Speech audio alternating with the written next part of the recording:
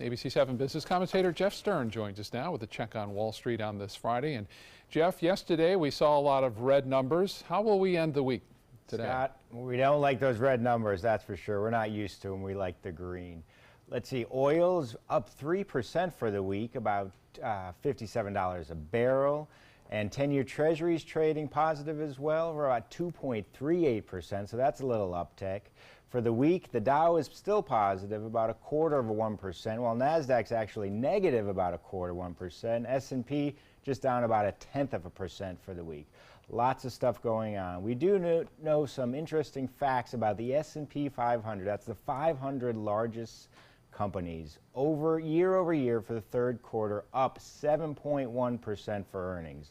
So that's pretty impressive. So one red day is not the end of the world. I woke up this morning and the futures were down again, so let's see how we're currently trading. The Dow Jones Industrial Average is negative 23,417, down 44 points, 0.25%, while NASDAQ negative as well, 6,791, down 9 points, 0.13, and S&P, again, 2,578, down almost 6 points, 0.25%.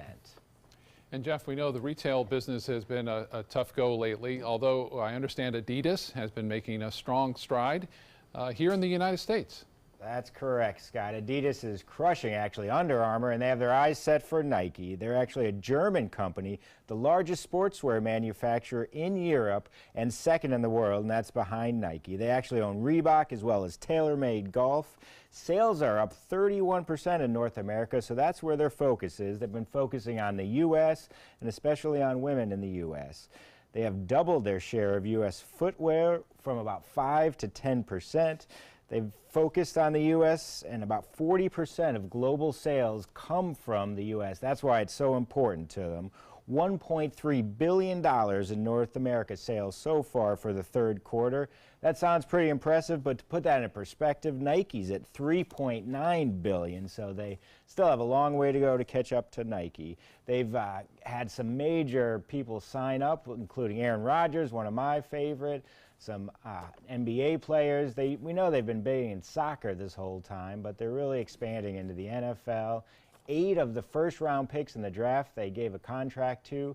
So far, Adidas is up about 34% for the year, trading around 106, Scott. It's the old Stan Smith shoe coming back.